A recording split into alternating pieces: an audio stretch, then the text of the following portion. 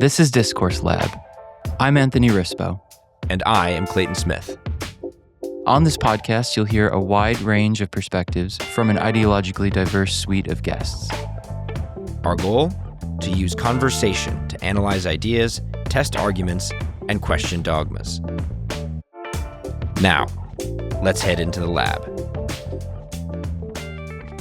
All right, everyone. Hello. You may have already noticed that this episode's only going to be we just started recording, but probably only 15, 20 minutes, something like that. And the reason is this isn't a real episode. It's kind of a stand-in.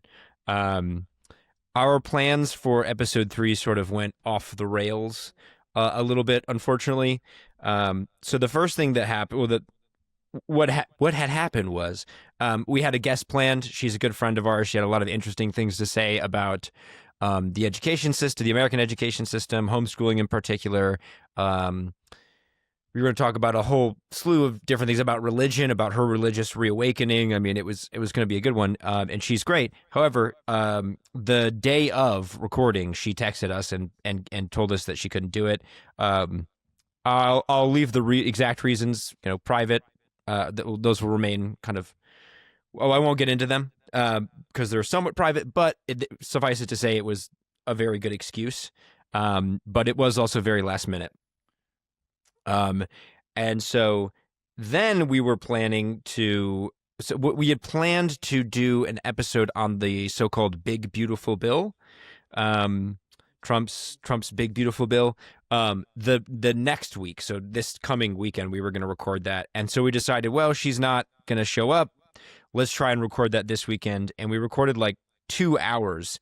Yes. And then went back and listened to it and was like, man, we really weren't as prepared as we wanted to be. Yeah, we kind of both planned on having an extra week to prep that and then went for it. And it wasn't terrible, but it wasn't up to snuff. We're both sort of perfectionists. Right.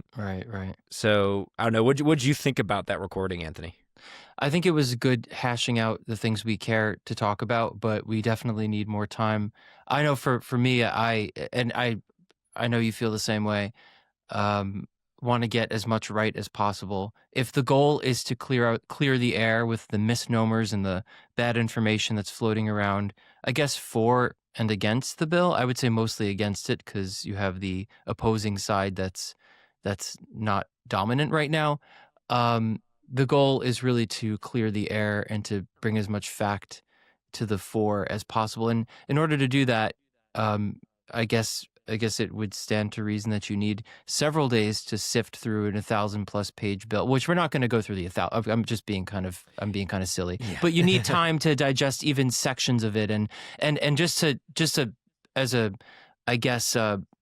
little preview. I'm really interested in where most of the spending is. That's the tax stuff. And Clay is a vet, so he started to talk a lot about the military spending. And so anyway, it's going to take some time, and we want to bring you the best information. And the last thing I'll say about that is on my Instagram, I asked a question a few days ago. So for those of you who answered that prompt, the question was, why does the Big Beautiful Bill only help billionaires? That's not my belief that it does per se. I could see why people would make that case, but that was the question I put out. And many of you replied with, many of you replied, some of you with some concerns. And so I said that on this episode specific to talking about the bill, we would address those questions, and we still will, but you're not going to hear it in this particular episode. Yeah. I will say, I think we're being a little harsh on ourselves in that, it wasn't a bad discussion. The military section, I think, if I do say so myself, I think I had some good points. I think you had some good things to say about, the Medicare aspect. Medicaid. Excuse me. Was it? It's Medicaid. Medicaid's the contentious one. Yeah. Right. And Medicare, but yeah. Aspect of it, which was the thing that I think you were particularly interested in. We both had gotten to a great discussion about the child tax credit, and why I'll give you a little teaser why we think it's not going to be effective from purely in a sense of thinking about it from the raising the fertility rate. From like in regard to that issue, I don't think this will be effective, but we get really into that, and it's all great. But there were some moments where we were like, we should probably look this up, or I meant to like do some more reading on this, and it's just because we didn't. We were gonna like put it off and do more reading, and then our friend canceled, and we're like, we'll just go for it, and just like we rushed it basically.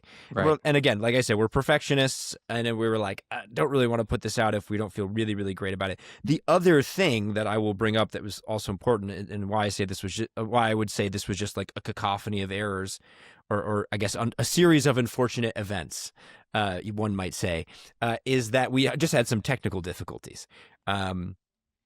Your mic was being weird, and the audio quality wasn't super great, and then my Riverside, I think it was on my end, like my connection cut out for a bit. So like I was in the middle of something, and then we had to like stop and restart. And that happened actually twice throughout the episode. So it like I was editing it. It was like a little janky, and the audio was like a little meh. And Anthony and I were talking about it, and we were like, yeah, why don't we just call this a mulligan and treat it as a learning experience, and sort of move forward. And on that note, what we've learned, and we did already know this, and we were planning to do this, is we need to kind of have more episodes in the backlog, like ready to get put out, so that if something happens, we have an episode to put out, or we have, we just give ourselves more time to do research, because we can think, okay, so the episode coming out, this Monday is when we've already recorded, so now I have 2 weeks to study this thing, to look into this thing before we record an episode on it, or whatever it is.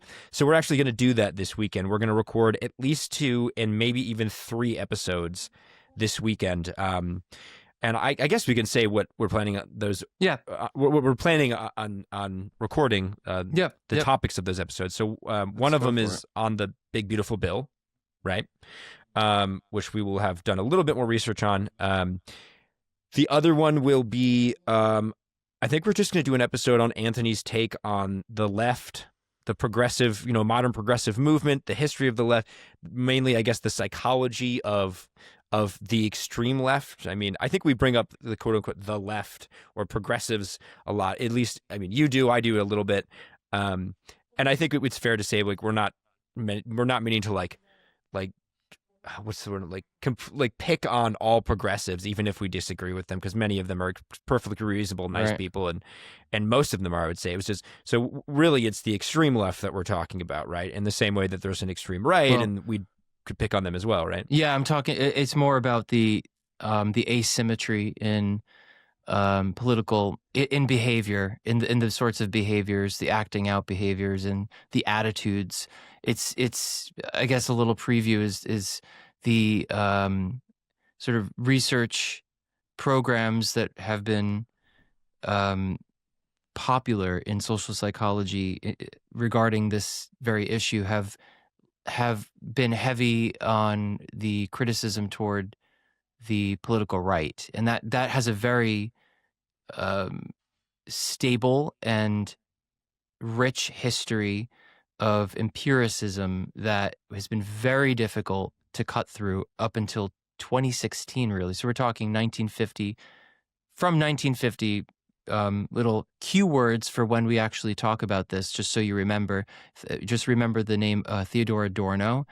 In 1950, came up with the right-wing personality scale, the authoritarian personality. He wrote a whole thing on it. And so anyway, the long and short of it is that construct necessarily would turn that construct necessarily would lead to the conclusion, or has led to the conclusion since that point, that conservatism necessarily is followed by fascism. So anyway, the point is to break that asymmetry. And sometimes when I talk about the left, very few people will criticize me for being heavy-handed on my criticism, but when it's so asymmetric, when the effects are so asymmetrical, the criticism will come off that way too. I'm of the mindset that we need to tip the scale to a homeostasis, but you can't play footsies with moderation too much insofar as it's just a both sides thing. There really is an asymmetry, and I really want to crack down on that. So that's a preview.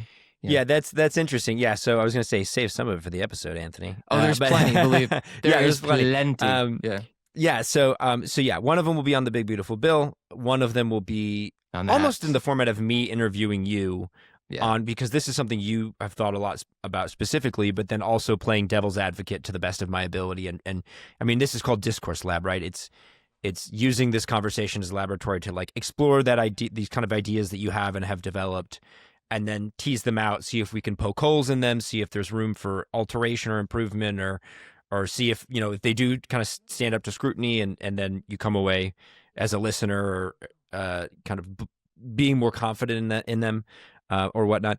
So we're gonna do that.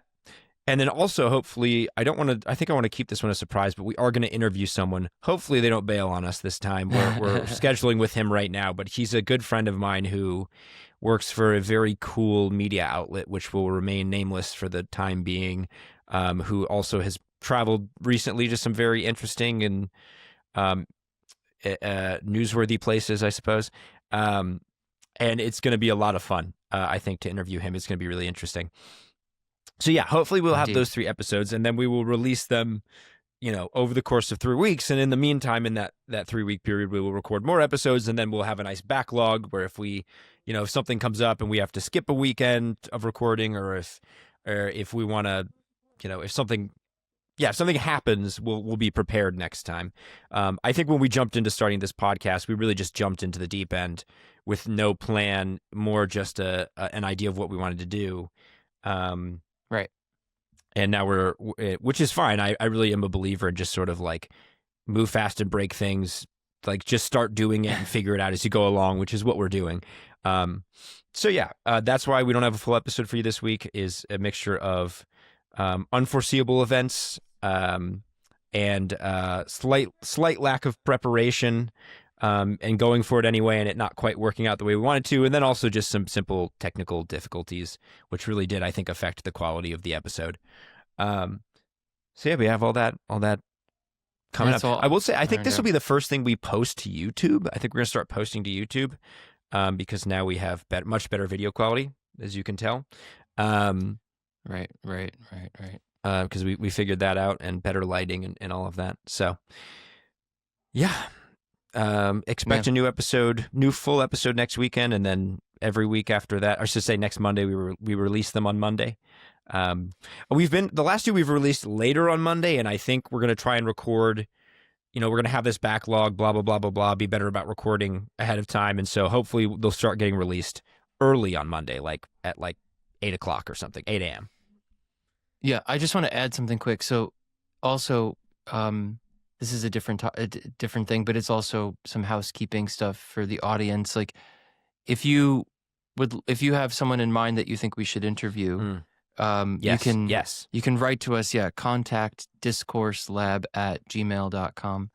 We could put that in the notes, and yeah, because I think that we have got quite a list of people already that we're interested in tapping into, but it would be a really interesting exercise to see who you all have in mind, or some of you have in mind, some people you want us to interact with. That would be very interesting to, I think, at least. I mean, I'm pretty sure you do too. I think you mentioned that yesterday when we recorded. Yeah. No, definitely just email us. Just put something in the subject line like guest suggestion, or I want to come on and talk to you. And you know, please don't take it personally if we decide we don't want to do that, or just don't want to do it right now, or, you know, something like that. I mean, it's worth noting that we might see something and think, oh, there's someone, I should say, we might see someone, like a suggestion, and think to ourselves, oh, that person would be really cool to come on. But much like this BBB, this Big Beautiful Bill thing, we actually want to take the time to study this thing, this subject matter that this person knows a lot about, so that we can ask them the right questions and have a good conversation. So we might postpone it for a long time, or, you know, but we always appreciate suggestions. So yeah, that would be great. Do you know what might be fun before we sign off? Just to give everyone listening a little something. What's that? A little. What's one of your most memorable moments at Columbia University? Oh, there's so many good ones. That's actually you go first. Let me think about it. Do you have one in the pipeline? I asked you a question and I don't even know That came how out to of the blue. answer. I had no prep for this. Yeah, this good. It's good. I think, I have to say, I think for me, it was not an event. It was not a particular concrete or material thing. It was more that it became very clear to me after a while, and this is going to sound so cynical and so wrong, but I really don't mean it this way. I guess like maybe 30% mean it this way. You figure out pretty quickly that you're paying for a club membership. And you yeah, really are. Yeah. I mean, okay, so I think that for me, it was just the experience of the being in the moment. Looking back now, there was so much crap that went on during our time there. I mean, it was never ending, and just being in the thick of it. I can't say it would sound sadistic if I said it was my favorite thing, but I will value that time all my life. I believe, the just what the whole place went through and being amidst, being around it. So I don't know how to name a favorite thing materially, but just the experience itself was, for those of you listening who may have gotten wind of everything going on campus, it is not some kind of dystopian Maoist struggle session like it was portrayed as, but it was always a bit of an element of surprise being there. But yeah, I don't know. I'm just getting a little nostalgic, even though I just finished a class about a week ago, and so my last class. But well, if you can't think of anything, it's fine. Yeah. We can talk hold about on. something. Give me 1 second. Give me one, like 5, like real quick. Hold on.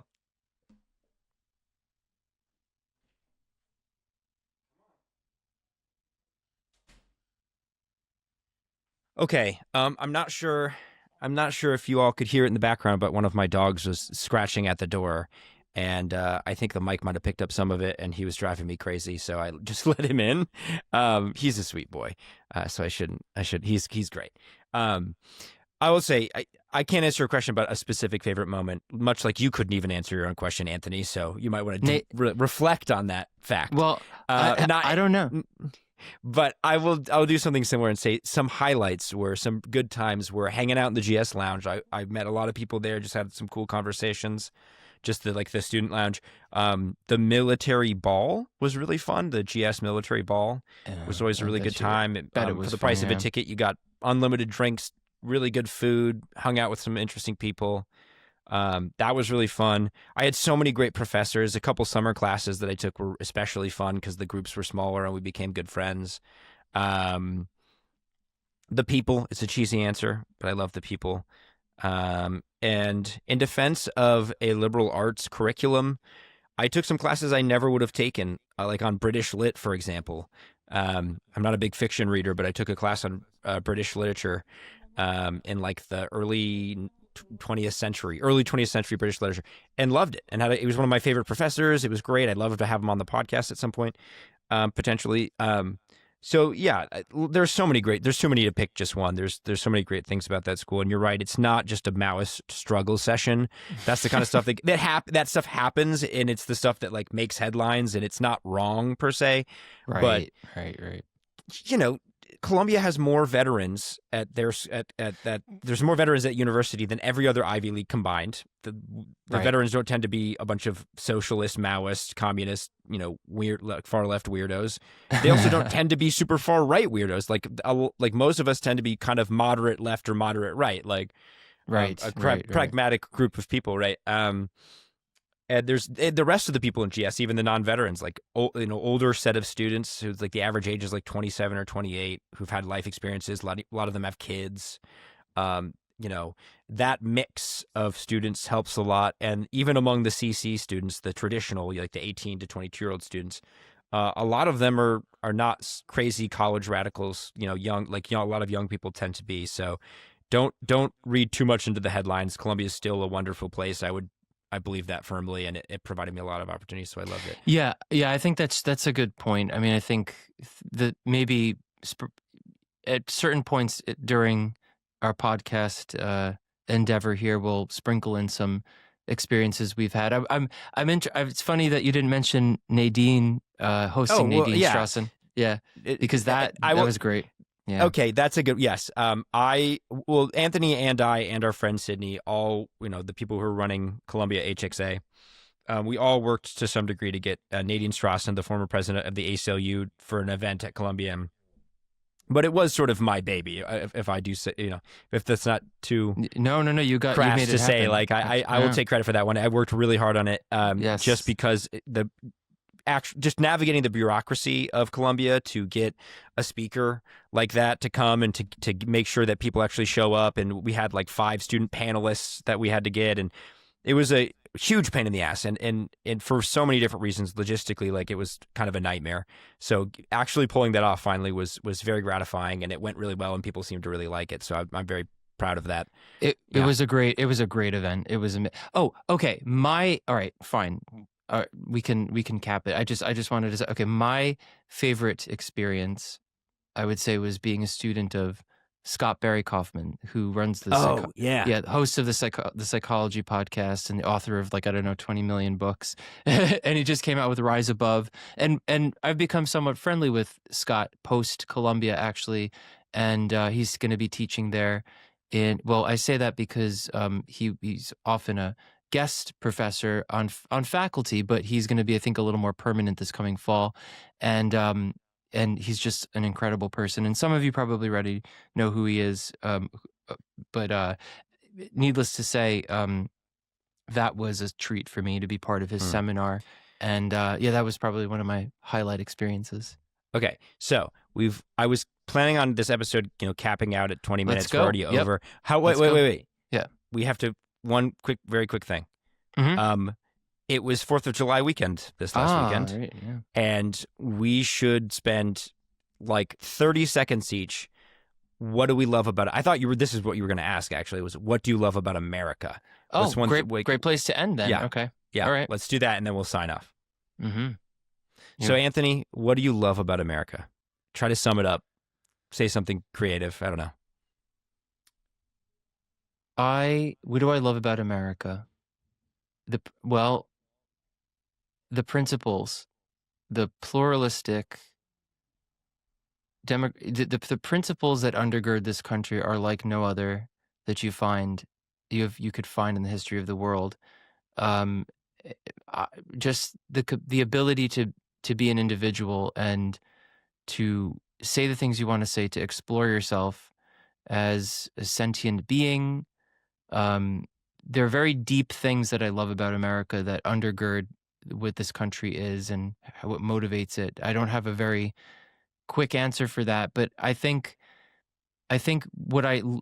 all that's to say, if you want a much more just kind of short answer that's easier to grasp and less abstract, I love that everything that I just said, what happens to people in America who understand that the basis of America, who understand this country, they're able to coalesce around a shared unity, a shared identity, and to just experience this place as Americans. And it attenuates the division, and it brings people together. It really does. And so I love that part about America most especially. And people say, well, you get that in other democratic countries, but there's just something to the ethos of America that makes it even more special in my eyes, in my experience. So I just love. I think I have no better way of explaining it. It probably wasn't even the best way, but yeah. For 4th of July, the thing I'll close with is that for a very long time I didn't feel patriotic, and that's going to be for a different episode. But for the first time in a long time, I did this year, and not just circumstantially, just because something good happened. No, it's because something within me came back online, and I realized what that was over the past few years. Yeah, and you wrote a Substack post. I did, and I think that right? Yeah. And we'll link that in the episode. Yeah, and let me just say, if you didn't like if anybody there is like, what did he just say? I don't even know what I just said. But if you want a better answer and not platitudes, which there might be a few in my Substack, but I try hard not to do that. go to my Substack and we'll link it. And I wrote takes about 5 minutes to read. And that's where you'll see what I love about America. Anyway, Great. What about you, Clay? Great answer. I should have said it the Substack. I should say the article you wrote was great too. Thank you. My answer is, I mean, I kind of agree with everything you said. Like the basic principles, the founding principles of this nation, I just love. I love that we are a nation not of blood and soil or ethnic ties, but we are a nation of philosophy, political philosophy, of democracy, basic human rights, Enlightenment values, liberal values, so on and so forth. And I, of course, say liberal in the more philosophical sense of the word, not the kind of modern political meaning of the word. Right. If I'm being specific, I'll just lay out a couple specific things that I love about this country. I fucking love, excuse my French, our national parks system. I adore it. It's why Teddy Roosevelt is my favorite president, because he instituted the national parks system. He got it started, and we'll always love him for that. The physical beauty, the geography of this country is almost unmatched in its its variety, and how we have some truly beautiful, example of desert, of mountains, of temperate rainforest, of Great Plains, of lakes and rivers. I mean, we just have this amazing variety of beautiful landscapes. And I love to backpack and hike, and so I especially love that. Yeah. I also, one other specific thing I'll say is this free speech, the legal protections we have for free I can't talk. Ironic that I tripped over my tongue talking about free speech. Are the legal protections we have for free speech are, to my knowledge, unrivaled in the world. And then, in spite of the many examples of this not being the case, I really do think we have a wonderful culture of free speech. I think people do in their heart of hearts, probably more than anywhere else, appreciate people having their own opinions and voicing those opinions, which I think is almost equally as important as the legal protections. And, I think about how in the UK they have people getting arrested for social media posts, and that infuriates me. I lived in the UK for 2.5 years. I'm not British, but I've lived there. I love, that's a great country as well. Love it. And just the idea that you would arrest British citizens for something they posted and then deleted on social media years ago it makes my blood boil. And I'm so glad we do not have to for the most part, do not have to deal with that. I'm sure you could find some obscure case of some local, law enforcement agency doing something stupid from time to time. But generally speaking, we do not have to deal with that, at least from the state. And I am so immensely grateful for that. I think our protections and culture around free speech is awesome. Our national parks are amazing. Our natural beauty is amazing. The appreciation and culture we have around outdoorsiness here in the States is also amazing. So those are just a few things. I love this country so much, dude. I've always been a patriot, unlike you. So I feel patriotic every 4th of July, dude. And in my youth, I was, and especially 9/11 reached such a height of patriotism. I felt that the League, what is this, League Greenwald, proud to be an American, the song that Trump uses all the time. I mean, no, I felt it in my bones when I was a kid. I didn't grow up in a particularly conservative or liberal. It was very moderate, close to. I grew up in Yonkers, New York, for anybody who cares to know. But it's very close to New York City. It's varied. It's not one way or the other. There's a lot of diversity. So but I did grow up with I didn't grow up with a very hyper political background or people around me, but it was suggested. I was a kid too, so I didn't know anything about it. But I would say that it was more moderate right the way I grew up. I grew up Catholic. But anyway, the patriotism dropped when I started to get into the social justice stuff into my early 20s.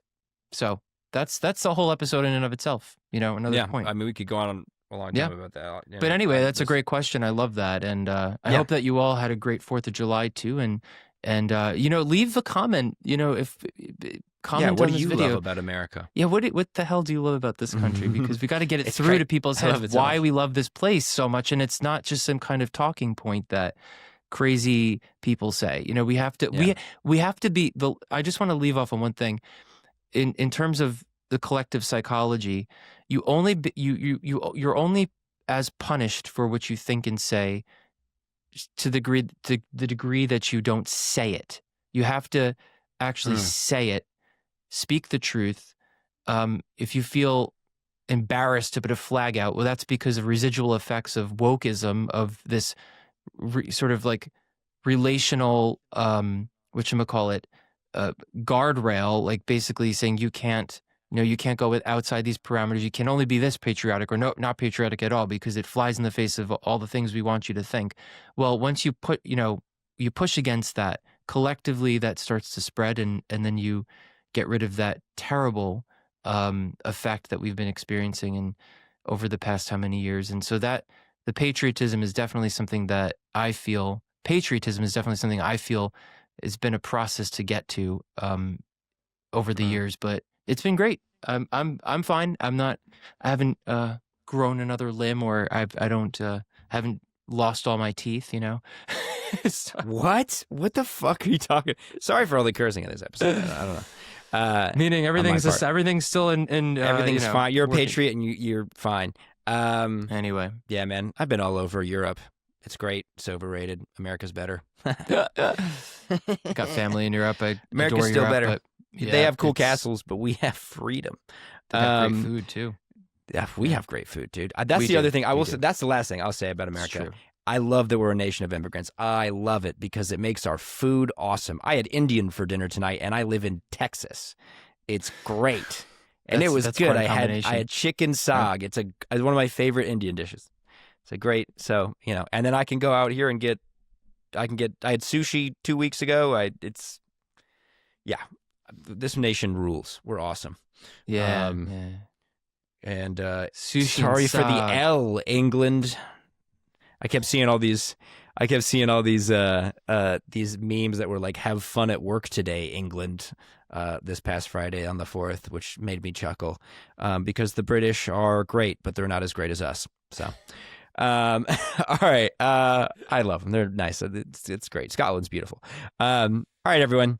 Thank you for listening. Sorry, this was kind of a bullshit episode that wasn't really something. We didn't have anything serious to talk about other than how much we friggin' love America. And then I think I'm gonna try and edit in some of the Star Spangled Banner as we exit this episode. So hopefully that'll be in there. There you Hell go. yeah, go USA! Thanks for listening, everyone. Yeah. Thank you.